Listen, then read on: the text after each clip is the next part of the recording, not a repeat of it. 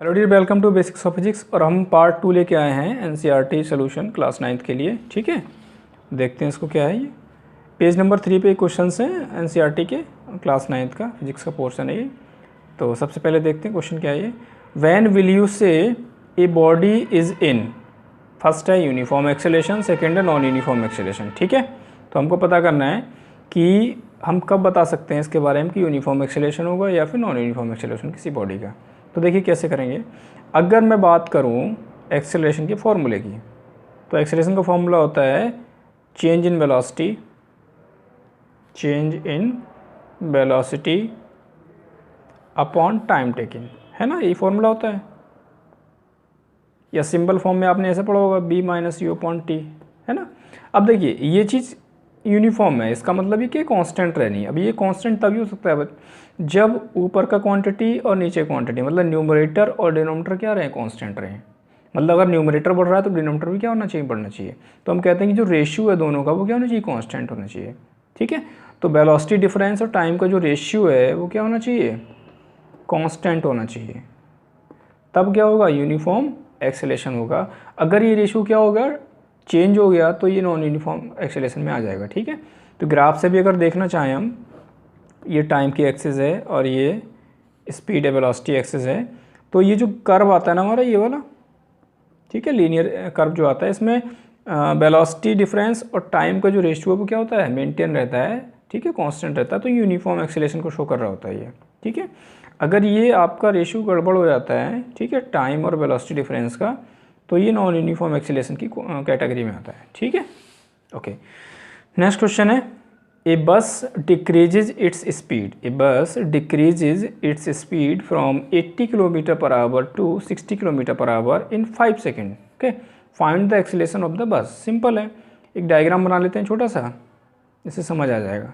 ए बस डिक्रीज कर रही है अपनी स्पीड को, कहाँ से स्पीड कर रही है कि 80 kilometre per our. Starting speed क्या है उसकी, 80 किलोमीटर पर आवर है स्टार्टिंग स्पीड। ठीक है ना, इसको हम यूँ मान ले रहे हैं।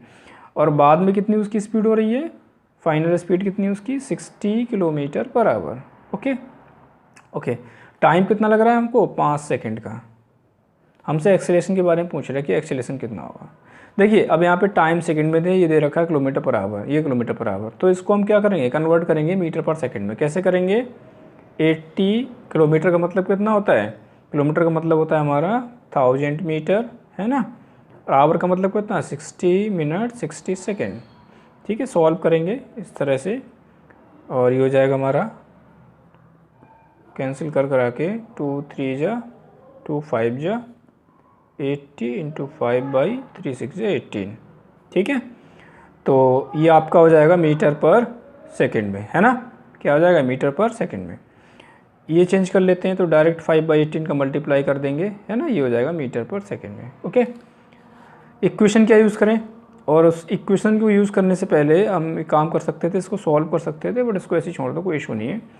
इक्वेशन क्या होती है, equal b is equal to u plus a t. हमसे पूछा क्या एक्सेलरेशन, तो हम कह सकते हैं b minus you upon t is equal to a, है ना। तो ए देखो कितना आ जाएगा, वी दे रखा है हमको 60 इंटू 5/18 माइनस यू दे रखा है 80 इंटू 5/18। ठीक है, टाइम कितना है, 5 सेकेंड।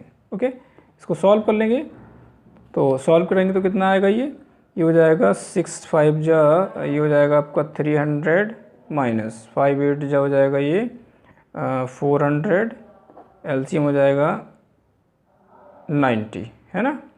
ओके, ये हो जाएगा माइनस का 100 डिवाइड बाई 90। तो माइनस का 10/9 क्या आएगा, मीटर पर सेकेंड स्क्वायर। इसका क्या आ जाएगा, एक्सेलेरेशन आ जाएगा। तो एक्सेलेरेशन कितना आएगा, माइनस का 10/9 मीटर पर सेकेंड स्क्वायर। ठीक है, इसको आप थोड़ा सा सॉल्व करेंगे रफ में। तो ये देखो निगेटिव एक्सेलेरेशन आ रहा है, माइनस का 10/9। ओके, जब निगेटिव एक्सेलेरेशन आ रहा है इसका मतलब क्या हो रहा है, गाड़ी स्लोली रुक रही है, यानी कि क्या हो रहा है, रिटार्डेशन हो रहा है। ठीक है, ओके। नेक्स्ट है, a train starting from railway station and moving with uniform acceleration attain a speed of this in 10 minute of n. तो सेम क्वेश्चन ऊपर वाला है, बट इसमें क्या हो रहा है, स्पीड आपकी क्या हो रही है, अटेन हो रही है। वहाँ पे क्या हो रही है, स्लो हो रही थी। तो दोनों एक जैसे ही हैं लोग, दोनों में कॉन्सेप्ट एक ही है। क्या है सोल्यूशन इसका, देखते हैं। ठीक है, ओके, सबसे पहले एक डायग्राम बना लेते हैं छोटा सा। इसमें है कि train starting from A railway station, मान लो ये रेलवे स्टेशन ए है, यहाँ से स्टार्ट हो रही है, and moving with uniform acceleration, इसके पास क्या है एक यूनिफॉर्म एक्सेलेरेशन, इसको ए मान ले रहे हैं, अटेन ए स्पीड, स्पीड जो उसकी हो रही है बाद में वो कितनी हो रही है 40 किलोमीटर पर आवर, है ना। ओके, यहाँ पे कोई स्पीड नहीं है उसके पास, 0 स्पीड है। ओके, टाइम जो लग रहा है उसमें कितना लग रहा है 10 मिनट्स का। अब देखिए इसमें जो क्वांटिटी दे रखी हैं वो सारी की सारी अलग अलग हैं, किलोमीटर पर आवर, मिनट, ठीक है ना। तो इन सबको हमको सॉल्व करना पड़ेगा। तो सबसे पहले टाइम को हम चेंज कर लेते हैं, 10 मिनट का मतलब ये 600 सेकेंड हो जाएगा, है ना। ओके, दूसरा अगर मैं चेंज करूँ यहाँ पे इसको चेंज करूँ तो ये हो जाएगा हमारे पास 40 × 5/18 मीटर पर सेकेंड में डायरेक्ट आ जाएगा, है ना। तो ये हो जाएगा 2 9 जा 220 जा, है ना। तो ये हो जाएगा हमारे पास 100/9 मीटर पर सेकेंड। अब हम इक्वेशन यूज़ कर सकते हैं कौन सी, v = u + at, है ना। ओके, तो v हमारे पास कितना, फाइनल स्पीड कितनी हमारे पास 100/9, ठीक है। u 0 है, a हमको पता करना, टाइम कितना है 600, ठीक है। चलिए इसको सॉल्व करते हैं।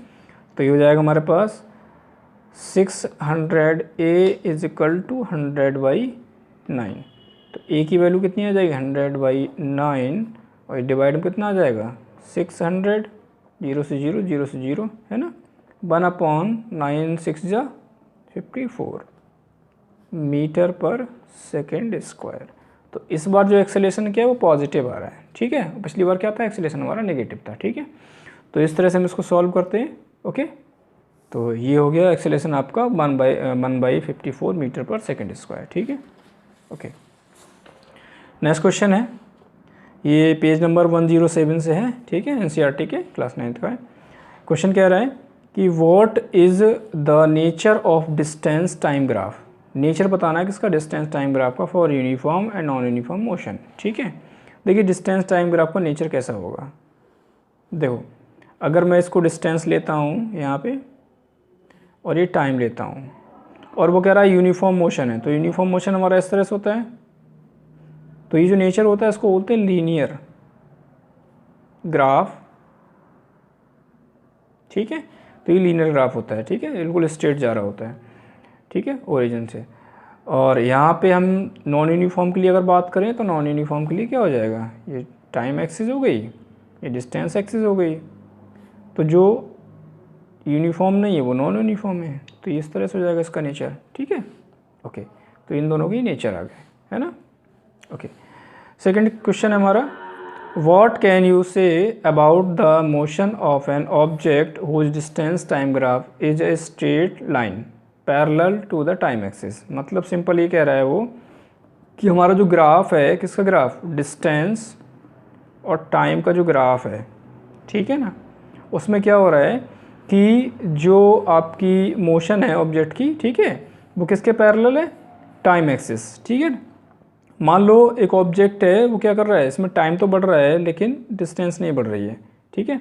अब ये यहाँ से भी पैरेलल हो सकता है, वो यहाँ से भी पैरेलल हो सकता है, वो यहाँ से भी पैरेलल हो सकता है। मतलब ये है कि जितने डिस्टेंस पे वो पहले था, चाहे वो 0 डिस्टेंस रही हो, चाहे कुछ डिस्टेंस रही हो, वो उसी डिस्टेंस पे टाइम बढ़ता जा रहा है, ठीक है। इसका मतलब उसने डिस्टेंस अब आगे कवर ही नहीं करी है, फर्दर डिस्टेंस क्या कवर करी उसने, 0। अगर वो ओरिजिन पे तो ओरिजिन पे ही रहेगा, अगर वो पर्टिकुलर डिस्टेंस पे उतने ही पे रहेगा, लेकिन कवर उसने कुछ भी नहीं करा है, ठीक है। तो ये पैरेलल किसके, टाइम एक्सिस के, ठीक है। मतलब टाइम के साथ साथ उसने डिस्टेंस कवर नहीं करी है, ठीक है। इसका मतलब क्या हुआ कि जो उसकी स्पीड है वो क्या हो जाएगी, स्पीड क्या हो जाएगी 0, क्योंकि टाइम बढ़ रहा है, डिस्टेंस कवर नहीं कर रहा है, ठीक है। तो स्पीड क्या रहेगी इसमें 0। ओके ओके, तो यहाँ पे हम लोग देख सकते हैं कि जो है डिस्टेंस और टाइम ग्राफ का जो हमने पैरेलल का कॉन्सेप्ट लिया है यहाँ पे। तो पैरेलल का क्या है कि जो डिस्टेंस है वो एक्चुअली क्या है, बढ़ नहीं रही है, वो स्ट्रेट लाइन है, ठीक है ना। ओके, क्या है, स्ट्रेट लाइन है, ठीक है। थर्ड क्वेश्चन है, what can you say about the motion of an object if its speed time graph is straight line parallel to the time axis, ठीक है ना। ये क्वेश्चन शायद रिपीट हो गया है, सॉरी फॉर दिस, ठीक है। नेक्स्ट देखते हैं, What is the quantity which is measured by the area occupied below the velocity time graph। ये अच्छा क्वेश्चन है क्या कह रहे हैं कि वेलोसिटी और टाइम ग्राफ है, ठीक है, ये टाइम ग्राफ है और ये क्या है, वेलोसिटी ग्राफ है। ओके, वेलोसिटी टाइम की एक्सिस है, उनका ग्राफ लेना है और कह रहा है क्वांटिटी पता करनी है। जैसे मान लो ये इस तरह से ग्राफ बना पूरा, ठीक है, इस तरह से क्या बना, ये ग्राफ बना वेलोसिटी टाइम का। तो इसके एरिया की बात कर रहे हैं, ये जो एरिया है ना, ये पोर्शन जो बीच में फंस रहे हैं, इसके एरिया की बात करते हैं। तो एरिया कैसे निकालते हैं, ये कुछ रेक्टेंगल टाइप लग रहा है, ये ओरिजिन हो गया, टाइम टी हो गया, ये मान लो यहाँ पे वेलोसिटी क्या हो रही है हमारे पास, यू हो रही है या बी, जो भी ले रहे हो आप, है ना, वी ले लो। तो ये जो लेंथ होगी वो कितनी होगी, वी माइनस ज़ीरो मतलब बी, और ये कितना हो गया, ये हो गया आपका टी माइनस ज़ीरो, मतलब यहाँ पे यहाँ तक कितना हो गया, ये टी हो गया। सही है। तो एरिया क्या होगा रेक्टेंगल का, लेंथ इंटू विड्थ, है ना, लेंथ इंटू विड्थ। तो लेंथ हमने कोई कौन सी लेनी, इसको ले लो या फिर इसको ले लो, कोई इशू नहीं है। तो ये हो जाएगा वी और विड्थ कितना हो गया फिर हमारा, टी हो गया, ठीक है। तो वी इंटू टी, अब ये किसके फॉर्मूले को शो कर रहा है, देखिए वेलोसिटी इंटू टाइम, हमारे पास फॉर्मूला होता है कितना, velocity is equal to displacement upon time, displacement upon time, ठीक है। तो डिस्प्लेसमेंट क्या हो जाएगा फिर यहाँ से, ये हो जाएगा वेलोसिटी इंटू टाइम। तो ये फॉर्मूला किसको शो कर रहा है, डिस्प्लेसमेंट को, वेलोसिटी इंटू टाइम किसको शो कर रहा है, डिस्प्लेसमेंट।